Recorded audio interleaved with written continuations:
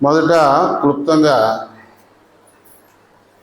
ప్రభును ఆరాధించడానికి అనుకూలంగా కొన్ని మాటలు ముందు చూద్దాం. దేవుడు ఇక్కడ పరిచర్య ప్రారంభించి 17 అయింది వచ్చింది. అదే 16 సంవత్సరాలు అయిపోయి ఈ దినం మరొక నూతన సంవత్సరంలో పరిచర్య ప్రవేశపెట్టబడింది. ప్రభువుకు ఎంతో వందనస్తులం. దేవుడు మిస్పాను అనుగ్రహించి 16 అయిపోయి 17 సంవత్సరాలు. ఈ 16 సంవత్సరాల్లో దేవుడు తన బిడ్డలను తన దాసుని ఏర్పరచుకొని అట్లాగే చిన్న మందను దేవుడు అనుగ్రహించి దేవుడు తన స్వరక్తం ఇచ్చి సంపాదించిన తన సంఘం, ఆ సంఘం చుట్టూ ఇంతవరకు కాపుదల భద్రతనిచ్చి ఇంతవరకు పరిచర్య జరిగించబట్టడానికి ప్రభు ఇచ్చిన కృపంతటిని బట్టి ప్రభుకి ఎంతో వందనస్తులం. ఈరోజు ఒక 7 మాటలు క్లుప్తంగా ముందు దేవుడు మనలను దేవుని మందిరంలో చేర్చి ఈ మందిరంలో మనకు ఏమి ఇచ్చాడు, దేవుని మందిరంలో మనకు ఏమి దేవుడు ఇచ్చాడు అనేది ఒక 7 విషయాలు చూసి తర్వాత మళ్ళా 2వ వర్తమానంలో అప్పుడు ఇదే అధ్యాయంలో కొన్ని మాటలు మనం చూస్తాం. ఇక్కడ రాజు అయినటువంటి హిజ్కియా తను రాజ్యానికి రాగానే మొదటి సంవత్సరము మొదటి నెల ఏం చేశాడండి? యెహోవా మందిరపు తలుపులను తెరిచాడు. అంటే ఇతడు రాజ్యానికి రాగానే ముందు తను దేవుని మందిరం మీద దృష్టి పెట్టాడు. దేని మీద? దేవుని మందిరం మీద. ఎందుకంటే రాజ్యానికి రాగానే రాజ్యం మీద దృష్టి పెట్టి ఎక్కడ ప్రజలకు ఏది అవసరమో, ప్రజలకు ఏది కొరత ఉందో, ప్రజల యొక్క అక్కర్లు ఏమిటో అవన్నీ తీర్చి, ఎందుకంటే ఇప్పుడు అధికారంలోకి రాకముందు చాలా ప్రమాణాలు చేస్తారు కదా, నీకు అది చేస్తాను, నీకు ఇది చేస్తాను, రాగానే తొలి సంతకం ఇది పెడతాను, ఎన్నో చేస్తారు. మరి వచ్చిన తర్వాత వాళ్ళు ఈ 5 సంవత్సరాల్లో వాళ్ళు ఏదైతే హామీలు ఇచ్చారో దానిని నెరవేర్చడానికి దాని మీదే ఏం పెడతారు? దృష్టి పెడతారు. కానీ హిజ్కియా రాజ్యానికి వచ్చిన తర్వాత ప్రజల మీద ముందు దృష్టి పెట్టలేదు, రాజ్యం మీద దృష్టి పెట్టలేదు, పరిపాలన మీద. అబ్బా నాకు సింహాసనం వచ్చింది, ఈ అధికారం వైపు పెట్టుంటుందో దీన్ని అనుభవిద్దామని చెప్పి దీని మీద మనసు పెట్టలేదు. తను రాజ్యానికి వచ్చిన తర్వాత మొదటి సంవత్సరము మొదటి నెల ఏం చేశాడండి? యెహోవా మందిరపు తలుపులను తెరిచాడు. మందిరం పరిస్థితి ఏమైందో నేను మళ్ళీ 2వ వర్తమానంలో మీకు చెప్తాను. ఇప్పుడు ఎందుకు అతడు మందిరం తలుపులు తెరిచాడు, మొదటి స్థానము ఎందుకు మందిరానికి ఇచ్చాడు, ఎందుకు ఇతడు మందిరం మీద ఇంత దృష్టి పెట్టాడు? మందిరంలో ఏదో దొరకబట్టే కదా, లోకములో దొరకనటువంటిది, తన సింహాసనం కంటే కూడా దొరకనటువంటిది, తన రాజ్యంలో దొరకనటువంటిది ఏదో దొరికిద్ది. ఎక్కడ? మందిరంలో. లోకములో దొరకనిది ఎక్కడ దొరికింది? దేవుని దగ్గర దొరికింది. అందుకే తను మొదటి కార్యంగా తను ఏం చేశాడంటే దేవుని యొక్క మందిరం మూయబడి ఉంటే మందిరం యొక్క తలుపులను తెరిచాడు.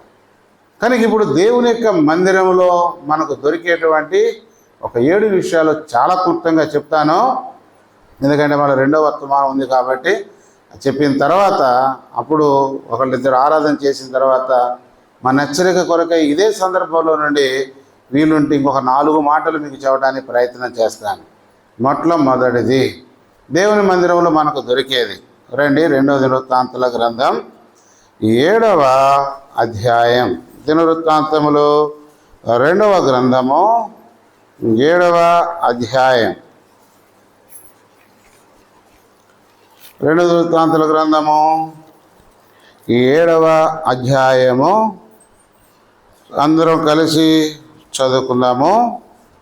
ఇప్పుడు 12వ వచనం నుంచి కనుక చదివితే కానీ మనకు సందర్భం మనకు అర్థం కాదు. సరే, 12వ వచనం కాడ నుంచి మనం కొన్ని వచనాలు మనం త్వరగా మనం చదువుకుందాము. 7వ అధ్యాయం 12వ వచనం కాడ నుంచి అందరం కలిసి చదవండి.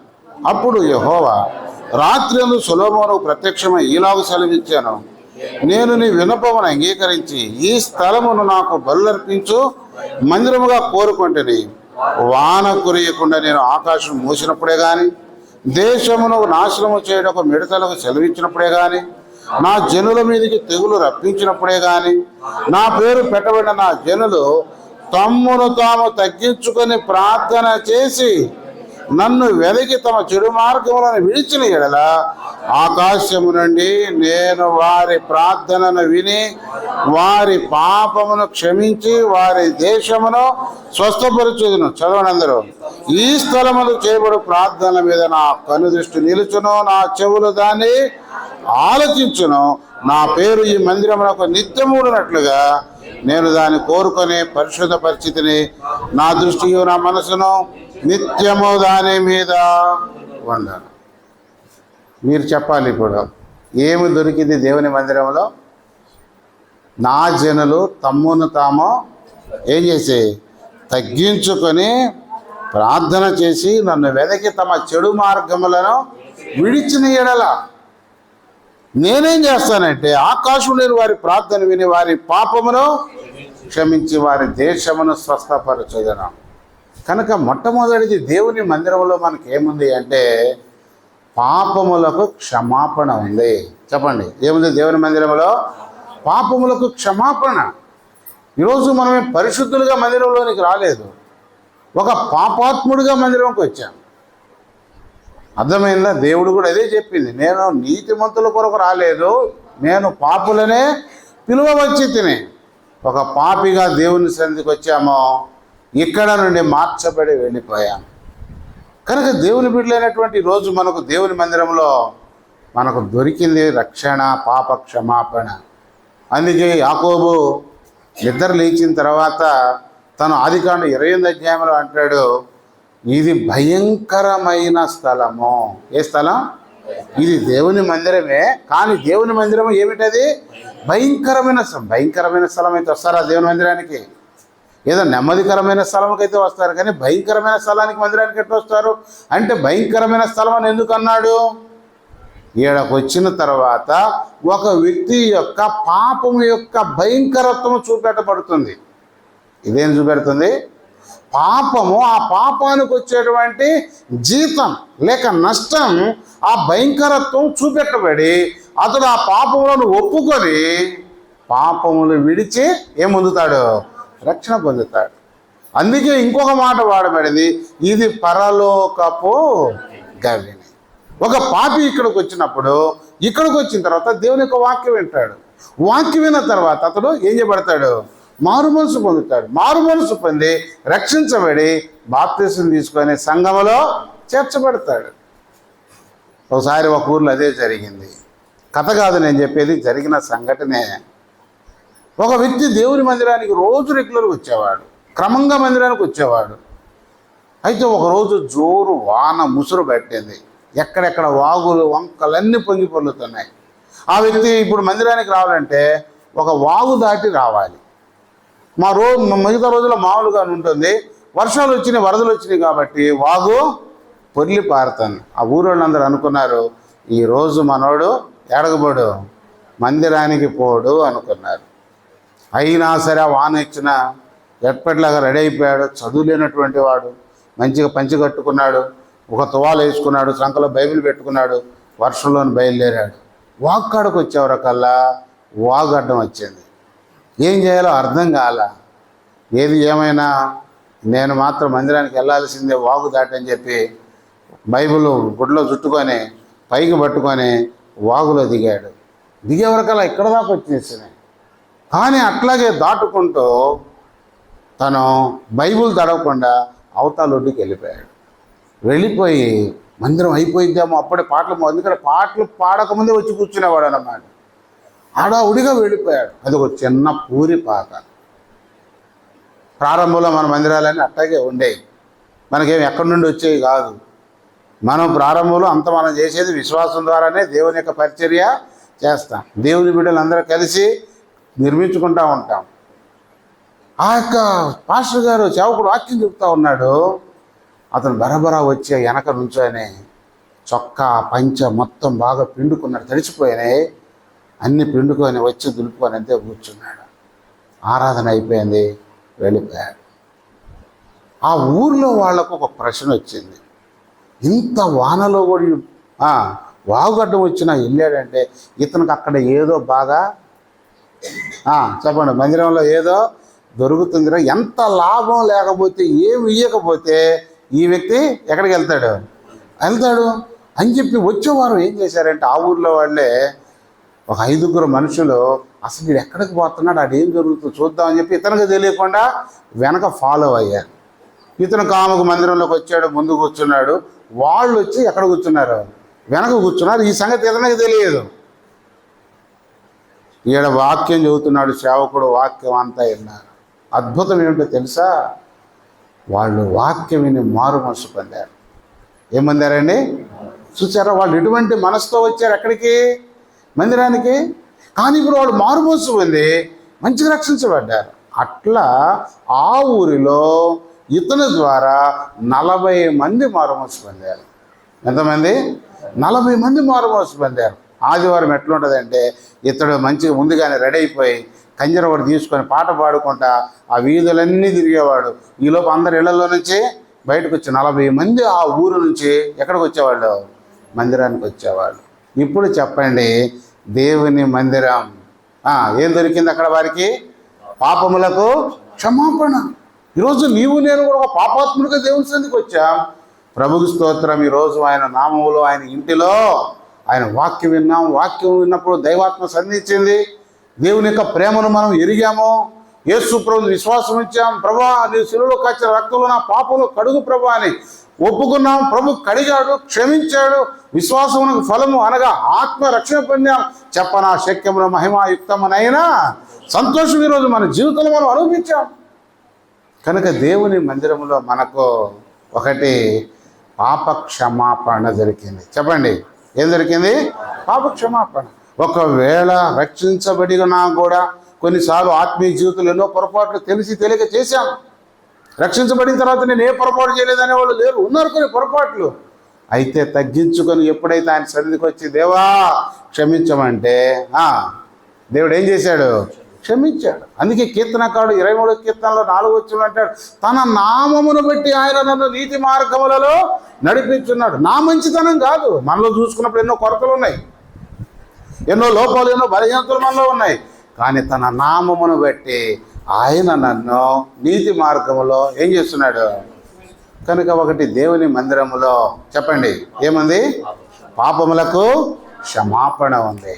రెండవది రండి, రెండవ మాట దేవుని మందిరంలో ఏముందో కీర్తనలు 122 మొదటి వచనం. 122వ కీర్తన మొదటి వచనము చదువుదామా? 122వ కీర్తన మొదటి వచనం. యెహోవా మందిరమునకు వెళ్ళుదమని జనులు నాతో అనినప్పుడు నేను సంతోషించి తిని. యెహోవా మందిరమునకు వెళ్ళుదమని జనులు నాతో అనినప్పుడు నేను ఏం చేశాను? నేను సంతోషించాను. కనుక దేవుని మందిరంలో మనకేముంది అంటే చెప్పండి, ఏముంది దేవుని మందిరంలో? సంతోషము.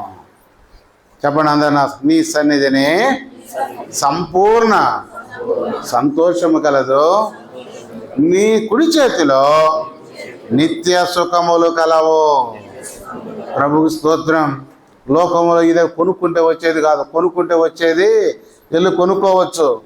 ఇది దేవుడిచ్చే సంతోషం. చెప్పాలా ఏ సంతోషం ఇది? ఇది దేవుడిచ్చే సంతోషం. ఈ ఆనందం లోకంలో ఎక్కడ దొరకదు. ఇది సినిమాలో దొరికేది కాదు, స్నేహాల్లో దొరికేది కాదు, ఇదేదో తాగితే దొరికేది కాదు. చాలామంది సంతోషం కొరకు కాసేపు సినిమాలకు వెళ్తున్నారు, జోదాలకు వెళ్తున్నారు, త్రాగుడికి వెళ్తున్నారు. దొరికిందా వాళ్ళకు నిజమైన సంతోషం? తుదకు అది దుఃఖమునకే కారణమవుతుంది తప్ప వారికి నిజమైన సంతోషం లేదు. ఒక్క పాపి మారు మనసు పొందితే పరలోకములో దేవుని ఎదుట, దేవుని దూతల ఎదుట ఏమంది? సంతోషం. ఆ సంతోషాన్ని తీసుకొచ్చి పాపి యొక్క హృదయంలో దేవుడు వేస్తాడు. ఆ ఆనందాన్ని తీసుకొచ్చి పాపికి హృదయంలో వేస్తాడు. అదే కదా పేతురు రాసి 1 పత్రిక 1:8-9 వచనాల్లో రాయబడింది. చెప్పనా శక్యమున మహిమాయుక్తమునైనా సంతోషం. ఈ సంతోషం పోయేది కాదు. క్రీస్తు ప్రేమ నుండి ఏది మనలను ఒకవేళ జీవిత యాత్రలు ఇరుకుందా, కరువు వచ్చిందా, కటకం వచ్చిందా, మరణం వచ్చిందా, వస్త్రహీనత వచ్చిందా, ఏది వచ్చినా సరే దేవుని సంతోషంలోని మనం ఏది కూడా ఏం చేయలేకపోయింది. ఇంకా మన గొప్ప ధన్యత శ్రమలలో కూడా సంతోషించే భాగ్యం దేవుడు మనకి ఇచ్చాడు. అనారోగ్య పరిస్థితుల్లో కూడా సంతోషించే భాగ్యమో దేవుడు మనకి ఇచ్చాడు. నిరాశ పరిస్థితుల్లో కూడా సంతోషించే భాగ్యం దేవుడు మనకి ఇచ్చాడు. లోకంలో ఈరోజు అనుకుంటున్నారు మానవుడికి సంతోషం ఉందని. ఒకసారి ఒక పాస్టర్ గారి దగ్గరికి ఒక వ్యక్తి వచ్చాడు. మాట్లాడుతూ ఉంటే ఏందయ్యా చెప్పంటే, ఏమీ లేదండి, నాకు సంతోషం లేదు, ఎందుకు మనసు వేదనగా ఉంది, నాకు కొంచెం సంతోషంగా నేను ఉండేటట్టు నా కొరకు ప్రార్థన చేయండి అన్నాడు. ఆయన వాక్యం అంతా చెప్పాడు. అంతా అయిపోయింది. మంచిదయ్యా అన్నాడు. తర్వాత ఈ పాస్టర్ గారు అంటాడు, ఆ ఊళ్ళో సర్కస్ పెట్టారు. ఏం పెట్టారు? సర్కస్ పెడితే సర్కస్లో చూసి ఉంటారు కదా మీరు అందరూ. సర్కస్లో అన్నీ ఆడిస్తూ ఉంటారు, అంతా చేస్తారు. కానీ సర్కస్లో ఒకడు ఉంటాడు బఫూన్. ఏమంటారు వాడిని? వాడు పొట్టిగా మరుగుజ్జోళ్ళు ఎక్కువ పెడుతుంటే వాడు కర్ర తీసుకొని ఏదో రంగురంగులు చొక్కా ప్యాంట్ వేసుకొని టోపీ వేసుకొని అటు ఇటు తిరుగుతా టప్ప శబ్దం చేస్తా పైల్టీలు వేస్తా జోకులు వేస్తా అందరినీ ఏం చేస్తాడు? నవ్విస్తూ ఉంటాడు. ఆయన చెప్పాడు, కొంచెం సర్కస్కు కత్తి నెమ్మదిగా ఉంటుందని చెప్పాడు. ఏడకపోతే సర్కస్కు పోతే వాడు లోపల ఒకడు ఉంటాడు ఆడిచ్చేవాడు, కొంచెం కొత్త నెమ్మది ప్రశాంతం కొడుతుంది కదా సర్కస్కు పో అంటే. ఇతను అన్నాడు, ఆ సర్కస్లో అందరినీ నవ్వించేవాడిని నేనేనండి అన్నాడు. ఎవరు? ఆ సర్కస్లో అందరినీ నవ్వించే బఫూను. అందరినీ నవ్వించేవాడికే ఏమి లేదు, సంతోషం లేదు. సినిమాలు చూస్తే సంతోషం అనుకుంటున్నారు. అసలు సినిమాలు చూసి సంతోషం వేసి ఈలలేసి క్యారెంతులు కొడతారు. వాళ్ళే ఆత్మహత్య చేసుకుంటున్నారు. సినిమాలు చూసి వీడు సంతోషిస్తుంటే సినిమా తీసినోడికే సంతోషం లేకుండా ఎంతమంది యాక్టర్స్, ఎంతమంది నిర్మాతలు, ఎంతమంది మగోళ్ళు లేదు ఆడోళ్ళు లేదు, ఏడో బాత్రూంలో ఆత్మహత్య చేసుకుంటున్నారు, ఏడో బిల్డింగ్స్ మీద నుంచి కిందకు దూకి ఆత్మహత్య చేసుకుంటున్నారు. ఏమి సినిమాలో సంతోషం ఉందా? లోకంలో సంతోషం ఉందా? దేవుడు అనుగ్రహించేది అది కాదు. నా సంతోషము మీ యందు ఏం కావాలన్నాడు? పరిపూర్ణం కావాలి. నా సంతోషం. ఈరోజు దేవుని మందిరములో చెప్పండి ఏముంది? సంతోషం. మూడవది యెషయా గ్రంథం 66వ అధ్యాయం. యెషయా గ్రంథం 66వ అధ్యాయం. యెషయా గ్రంథం 66వ అధ్యాయం 13వ వచనం. ఇది మనందరికీ తెలిసినటువంటి మాటే. యెషయా గ్రంథము 66:13 వచనం చదవండి. ఒకని తల్లి వారిని ఆదరించినట్లు నేను మిమ్మల్ని ఆదరించేదను, యెరూషలేములోనే మీరు ఆదరింపబడుదురు. ఎక్కడ ఆదరించబడతారు? యెరూషలేములోనే మీరు ఆదరించబడుదురు. ఈరోజు ఆదరణ ఎక్కడ దొరికింది చెప్పాలి? యెరూషలేములో.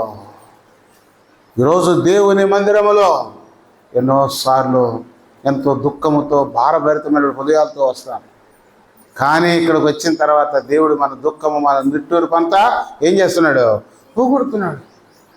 ఎక్కడి నుంచి వచ్చింది ఆదరణ? అందుకే బైబిల్లో కొన్ని మాటలు రాయబడి ఉన్నాయి. ఏమిటి అంటే, ఒకని తల్లి వారిని ఆదరించినట్లు నేను మిమ్మల్ని ఏం చేస్తా? ఆదరిస్తా. తండ్రి అయినటువంటి దేవుని ద్వారా మనకు ఆదరణ. ఎవరి ద్వారా ఆదరణ చెప్పండి? దేవుడి ద్వారా. ఈరోజు దేవుడు మనకిచ్చినటువంటి అద్భుతమైన గ్రంథము ఈ యొక్క దేవుని యొక్క వాక్యము. అందుకే రోమీయులకు రాసిన పత్రిక 15:4 అంటాడు, లేఖనముల వలనే ఆదరణ.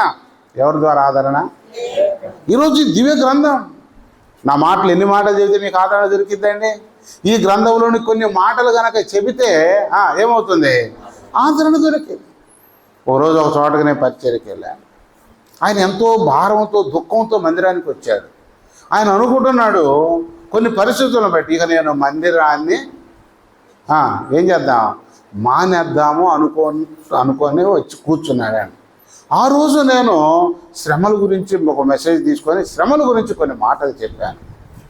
అసలు మనకు ఎందుకో శ్రమలు వస్తాయి, శ్రమల ద్వారా కలిగే మేలులు ఏమిటి, అది ఒక ఏడు ఇది ఒక ఏడు 14 విషయాలు చెప్పాను. ఎందుకు మనకు శ్రమలు వస్తాయి, అసలు శ్రమల ద్వారా మనకు కలిగేటువంటి మేలు ఏమిటో ఒక 14 విషయాలు చెప్పాను. అయిపోయిన తర్వాత అందరూ ప్రేజలాడని చెప్పి వెళ్తూ ఆ సహోదరుడు ఆగి ముందుకు వచ్చి పక్కకి వచ్చి, బ్రదర్ మీతో కొంచెం మాట్లాడాలి అన్నాడు. మాట్లాడిన చెప్పండి బ్రదర్ అన్నాడు. ఆయన కళ్ళమ్మటి నీళ్లు కారుస్తూ ఉన్నాడు, ఏడుస్తూ కళ్ళమ్మటి తుడుచుకుంటాడు. నాకంటే వయసులో పెద్దోడు. ఏం బ్రదర్ ఏంది అన్నాను.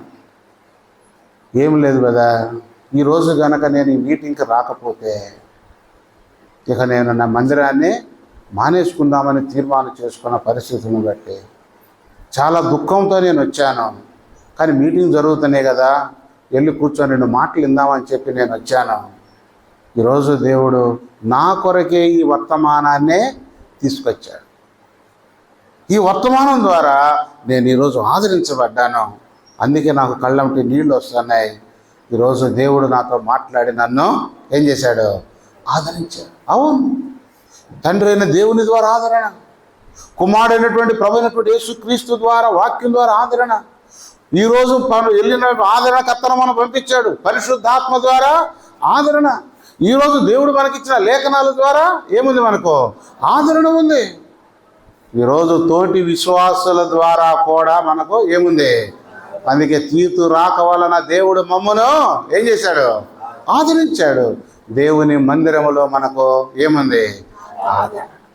ఈరోజు ఎన్ని పరిస్థితులు, ఈ 16 సంవత్సరాల్లో ఒకవేళ వెనక్కి తిరిగి చూస్తే ఎన్ని పరిస్థితుల్లో దేవుడు మనకు తోడుకున్నాడు. ఎన్ని పరిస్థితుల్లో మనం వచ్చి ప్రభు మీద ఆధారపడితే దేవుడు మనకు ఏమిచ్చాడు? ఆదరణ ఇచ్చాడు. కనుక ఒకటి పాపములకు క్షమాపణ ఇచ్చాడు, రెండవది సంతోషం ఇచ్చాడు, మూడవది ఏమిచ్చాడు? మనకు ఆదరణ ఇచ్చాడు. తర్వాత 4వది 2 కీర్తనల 128:5. కీర్తనలో 128:5. ఇది మీరు అందరూ చూడకుండానే చెప్పాలా, మరి తీస్తున్నారు మీరు. సియోనులో నుండి యెహోవా నిన్ను ఆశీర్వదించాను. ఏంటి? సియోను నుండి యెహోవా నిన్ను. ఎక్కడుందండి ఆశీర్వాదం? సియోను అనగా దేవుని యొక్క మందిరం. ఈరోజు దేవుని మందిరంలో మనకి ఏముంది అంటే చెప్పండి, ఏముంది? ఆశీర్వాదం. ఈరోజు యెహోవా ఆశీర్వాదము ఐశ్వర్యం ఇచ్చును, నరుల కష్టార్జితము చేత అది ఎక్కువ కాదు. ఇది దేవుడిచ్చేది. ఆశీర్వాదాల్లో 2 రకాల ఆశీర్వాదాలు. ఒకటి భౌతిక సంబంధమైన ఆశీర్వాదాలు, రెండవది ఆత్మ సంబంధమైన ఆశీర్వాదాలు. భౌతిక సంబంధమైన ఆశీర్వాదాలు తాత్కాలికమైనవి, ఆత్మ సంబంధమైన ఆశీర్వాదాలు శాశ్వతమైనవి. అర్థమైందండి? అందుకే ఎఫెసీయులకు రాసిన పత్రిక 1:3 రాయబడి ఉంది, ఆత్మ సంబంధమైన ప్రతి ఆశీర్వాదం ఆయన మనకు క్రీస్తు యేసులో అనుగ్రహించెను. నేను కొన్ని భౌతిక సంబంధమైన ఆశీర్వాదాలు పోయిన సంవత్సరం బ్రదర్ వాళ్ళ మనవడు పుట్టినరోజు సందర్భంగా వచ్చినప్పుడు భౌతిక సంబంధమైన ఆశీర్వాదాలు కొన్ని చెప్పాను. ఆ భౌతిక సంబంధమైన ఆశీర్వాదాలతో భార్య కూడా ఒక ఆశీర్వాదమే, పిల్లలు కూడా ఒక ఆశీర్వాదమే, మంచి ఇల్లు ఒక ఆశీర్వాదమే, పొలాలు బాగా పండటం కూడా ఒక చెప్పండి ఆశీర్వాదమే. ఇవన్నీ భౌతిక సంబంధమైన ఆశీర్వాదాలు. అయితే ఇవి తాత్కాలికమైనవి. ఆత్మ సంబంధమైన ఆశీర్వాదాలు అవి స్థిరమైనవి. ఈరోజు ఇక నేను ఇంతటితో ఆపుతున్నా ఇది మాట. ఈరోజు దేవుడు మనల్ని ఆత్మ సంబంధమైన ప్రతి ఆశీర్వాదం దేవుడు మనకు అనుగ్రహించాడు. ప్రభువుకు మనం ఎంతో వందనస్తులం. ఈరోజు మనం పిలువబడింది దేనికి అంటే పేతురు రాసిన 3వ పత్రిక 3:9 ఆశీర్వాదమునకు వారసులవుటకు మీరు పిలువబడితేనే. దేవుడు ఆస్వాదిస్తాడు, దేవుడు తన బిడ్డలను దీవిస్తాడు. యెహోవా నీ మందిరమును ప్రేమించువారు ఏమవుతారు? వాళ్ళు వర్ధిల్లుతారు. 122వ కీర్తన 9వ మన దేవుడని యెహోవా మందిరము నిమిత్తము నేను నీకు మేలు చేయ ప్రయత్నించేదను. ఏంటి? మందిరం నిమిత్తం నేను నీకు ఏం చేస్తా? దేవుని మందిరాన్ని ప్రేమిస్తే దేవుడు నీకు మేలు చేస్తాడు. కీర్తనలు 118 తీయని 118వ కీర్తన 26వ కీర్తనలు 118:26 యెహోవా పేరట వచ్చువారు ఆశీర్వదించును గాక, యెహోవా మందిరములో నుండి మేము దీవించుచున్నాము. ఏంటండి? యెహోవా మందిరంలో నుండి మిమ్మను అంటే దేవుని మందిరంలో ఏముంది? దీవెన ఉంది. ఎన్ని చెప్పాను ఇప్పటికి? 4 చెప్పాను. 4ఏనా? 1 పాప క్షమాపణ, రెండవది సంతోషం, మూడవది ఆదరణ, 4వది ఆశీర్వాదం. ఇంకొక 3 చెప్తా, ఎందుకంటే 7 సంపూర్ణ సంఖ్య కదా. ఇంకొక 3 చెప్పి నేను ముగిస్తాను.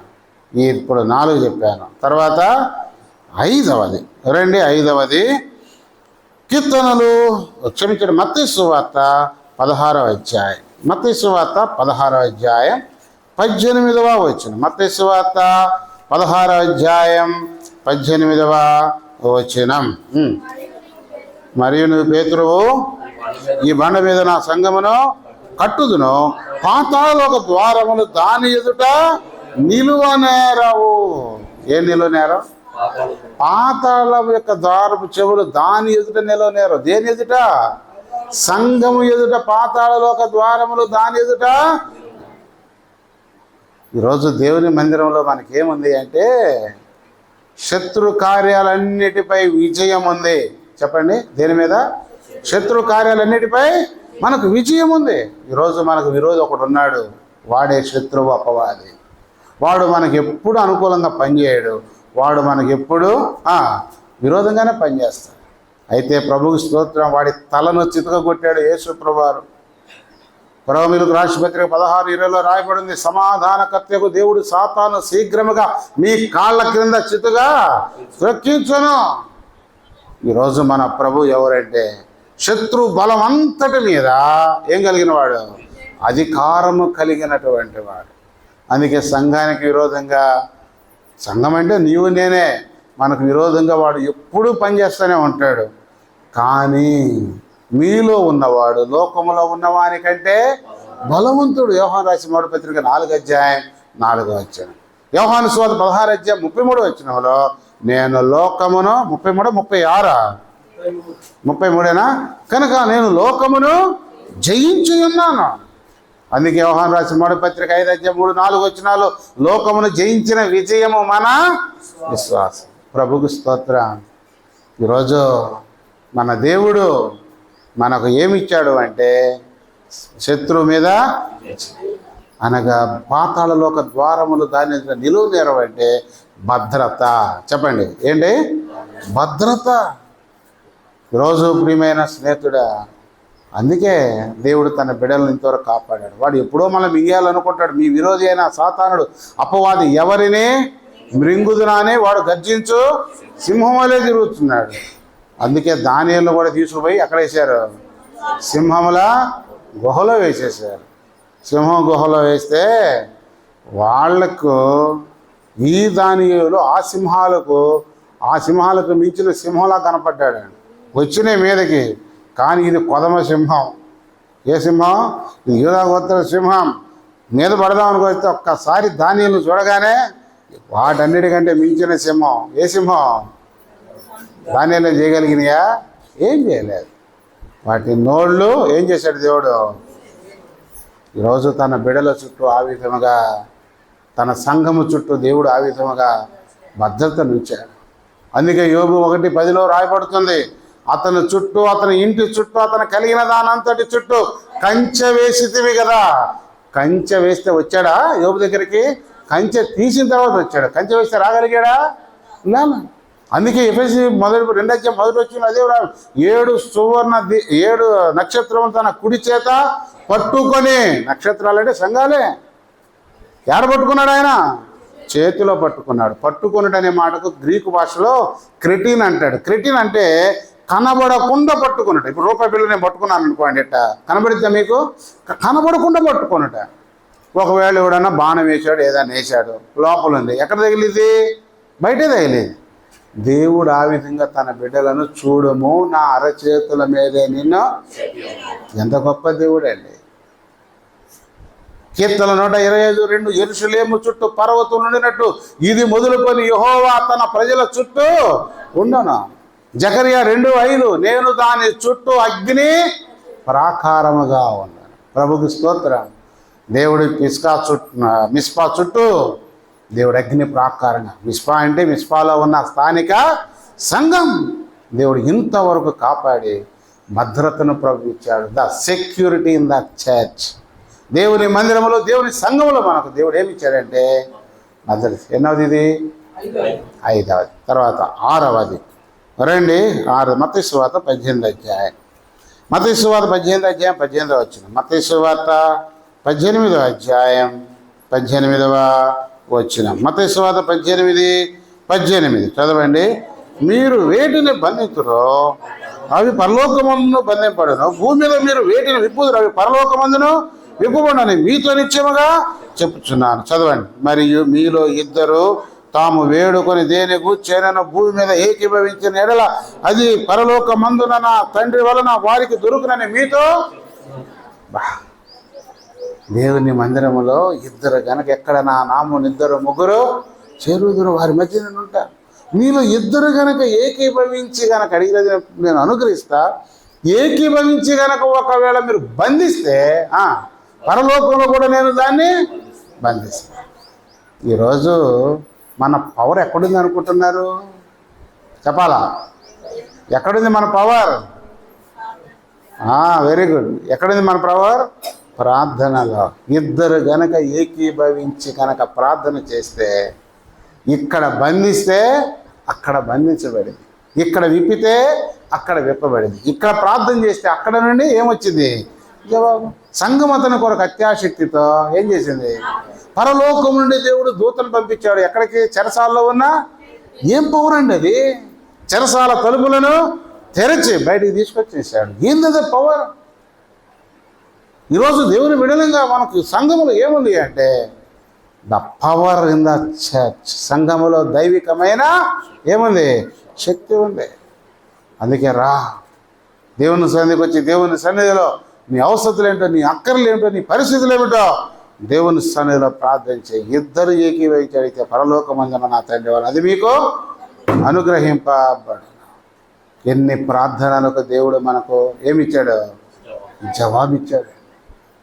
కనుక ఒక్కసారి వెనక్కి తిరిగి చూస్తే ఎంతమంది ఎన్ని అవసరతలు కలిగి ఇక్కడికి వచ్చారు. ప్రార్థన చేసుకుంటే దేవుడు వారి అవసరతలు ఏం చేశాడు? తీర్చేవారికి సహాయపడ్డాడు. కనుక ప్రభువుకు మనం ఎంతో వందనస్తులం. ఎన్నైనా ఇప్పటికే 6 అయినాయి. తర్వాత 7వది కీర్తనలు 73 కీర్తనలు 73 13 17 కీర్తనలు 73 17 73 కీర్తన 17వ వచనం. ఈయనకి కొంచెం ఇబ్బంది వచ్చింది. అది అంతా కొంచెం ఆశాపు రాశాడు కీర్తన. తర్వాత ఏం అర్థం కాలేదు. ఏందిరా నేను మంచిగా జీవిస్తుంటే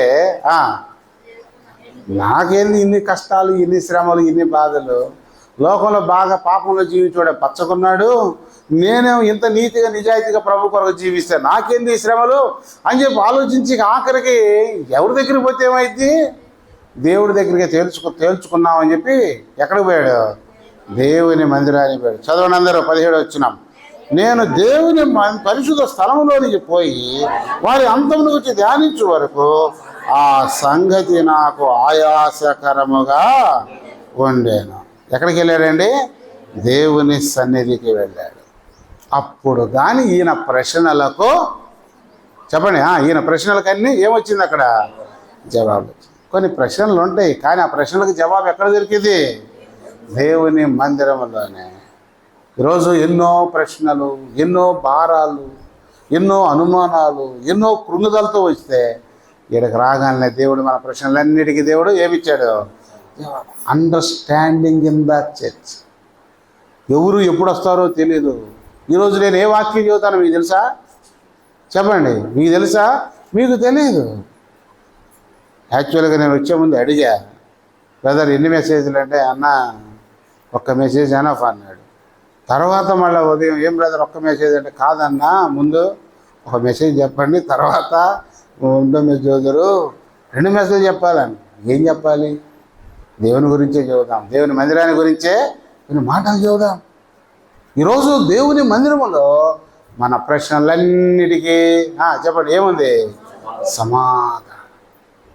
ఇక్కడికి వస్తే ఎటు పాలు పోని పరిస్థితులు. అందుకే యెషయా గ్రంథం 2వ అధ్యాయం ఒక మాట తీయండి. యెషయా గ్రంథం 2వ అధ్యాయం, యెషయా గ్రంథం 2వ అధ్యాయం 3వ వచనం. యెషయా గ్రంథం 2వ అధ్యాయం 3వ వచనం. ఆ కాలమున సియోను నుండి ధర్మశాస్త్రము, యెరూషలేములో నుండి యెహోవాకు బయలువెడను. జనములు గుంపులు గుంపులుగా వచ్చి యాకోబు దేవుని మందిరమునకు, యెహోవా పర్వతమునకు మనం వెళుదాము రండి. చదవండి. ఆయన తన మార్గముల విషయంలో మనకు బోధించును, మనం ఆయన త్రోవలో నడుతాము అని. మన మార్గముల విషయమై ఆయన మనకు ఏం చేస్తాడు?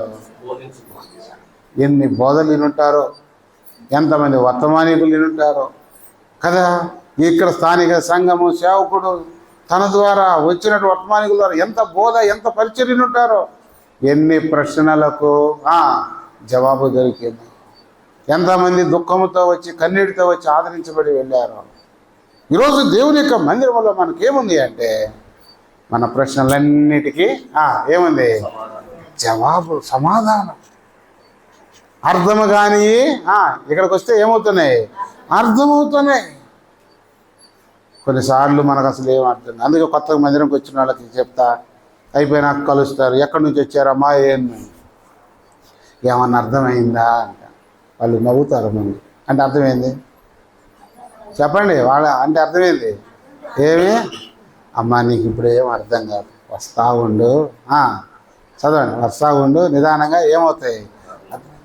నిదానంగా రావటం, వాక్యం అర్థం అవటం, మారు మనసు పొందటం, బాప్తీసం తీసుకోవటం, తర్వాత ప్రభును ఆరాధించటం, తర్వాత ప్రభు మందిరంలో ప్రభువులలో పాలు పొందటం, దేవుని ఇంట్లో పనిచేయటం. అసలు ఇది చూసినప్పుడు అరే ఒకప్పుడు వీళ్ళు ఎట్టున్నారు, ఎటువంటి స్థితిలోకి వచ్చారు, ఈరోజు చూసినప్పుడు వాళ్ళు ఏ స్థితిలోకి వచ్చారు. నేను ఒక ఇద్దరు తెలుసు నాకు, వాళ్ళు అసలు చదువుకోలేదు, బైబిల్ తెచ్చుకుంటారు అంటే మూసేసి అంతే కూర్చొని వాక్యం చదువుతూ తింటా ఉంటారు. తర్వాత నిదానంగా బైబిల్ తీసి పెట్టడం మొదలుపెట్టారు. మూసేసి ఎంతసేపు ఉంటుంది, అందుకే తీసి పెట్టడం మొదలు. తీసి తింటా ఉంటే పక్కన వాళ్ళు ఏం తిస్తున్నారు అబ్జర్వ్ చేసి అదే తిస్తారు కదా, తీసి పెట్టడం మొదలుపెట్టారు. ఆశ్చర్యకరమైన సంగతి ఏంటంటే ఈరోజు ఆ అమ్మాయి బైబిల్ చదువుతుంది.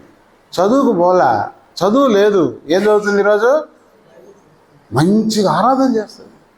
మందిరంలో ఎంత పని చేసేది అంత పని చేస్తుంది. ఈరోజు దేవుని మందిరంలోకి వచ్చిన మనకు ఎన్ని ప్రార్థనలకు, ఎన్ని ప్రశ్నలకు, ఎన్ని తెలియని విషయాలు ఈరోజు ఇక్కడ దేవుడు తన మందిరంలో మనకు ఏం చేస్తున్నాడు? బోధించి ఎన్ని విషయాలు మాకు బోధించి తెలియజేశావు. ఈరోజు ఆత్మీయ జీవితంలోనే నిలబడటానికి నీవిచ్చిన కృపణతను బట్టి మీకు స్తోత్రాలు ప్రభా. నీవిచ్చిన మిస్పా ప్రార్థనా మందిరం బట్టి మీకు స్తోత్రాలు. ఈ సంఘ సహవాసాన్ని బట్టి, నీవు ఏర్పాటు చేసిన మీ దాసులు కాపులు బట్టి, నీవు మాకు ఇచ్చిన కాపురులు, బోధకులు, ఉపదేశకులు, పరిచారకులు బట్టి ప్రభా నీకు స్తోత్రాలు. ఒకటి, నీ మందిరంలో మీరు నాకు ఇచ్చిన క్షమాపణ బట్టి స్తోత్రాలు. రెండవది సంతోషాన్ని బట్టి స్తోత్రాలు. క్షమాపణ కాడ ఏమి పెట్టండి, క్షమాపణ ఇచ్చాడు, రక్షించబడ్డాం, దేవుని మందిరంలో చేరాం, ఆరాధించి వారం వారం బలలో పాల్పొందే గొప్ప భాగ్యమో దేవుడు మనకి ఇచ్చాడు. రెండవది సంతోషం ఇచ్చాడు. మూడవది ఆదరణ ఇచ్చాడు. నాలుగవది ఆశీర్వాదం ఇచ్చాడు. ఐదవది భద్రతనిచ్చాడు. ఆరవది ఏమండి పవర్. ఇక్కడ బంధిస్తే దైవ శక్తిని అనుభవించే గొప్ప భాగ్యం నాకు ఇచ్చాడు. ఎన్నో ప్రార్థనలకు ఏమిచ్చాడు? ఎన్నో శోధనలు బంధిస్తే పరలోకంలో కూడా ఏం చేయబడ్డాయి? బంధించబడ్డాయి. ఏడవది దేవుని సమాధానం. ఈరోజు ఈ నా జీవితంలో ఎన్నో పరిస్థితుల ప్రభావాలు, కానీ ఎన్ని ప్రశ్నలకు జవాబిచ్చావు, ఎన్ని ప్రార్థనలకు నువ్వు జవాబిచ్చావు దేవా. ఎంత నాకు బోధించావు ఈ 17 సంవత్సరాల నుంచి. ఆయన తన మార్గం మనకు ఏం చేయను, ఎంత బోధ, ఎంత కాపర్లు, ఎంత ఉపదేశకుల నుంచి నీ వాక్యం ఇచ్చి ఈరోజు నన్ను పోషించి, నన్ను సంరక్షించి, విశ్వాసములో నుండి తొలగిపోకుండా ఇంతవరకు నీ ఇంటిలో నిలిచే గొప్ప భాగ్యమో నాకు ఇచ్చావు. నీకు వందనాలు ప్రభా అని చెప్పి నిండు మనసుతో ప్రభును చాలా క్లుప్తంగా ఒక ఇద్దరు ముగ్గురు అట్లా స్తుతించిన తర్వాత మళ్ళీ ఇప్పుడు ఎంతసేపు చెప్పానో రెండో మెసేజ్ కూడా అంతేసేపు చెప్తాను. తర్వాత మళ్ళీ రెండో వర్తమానం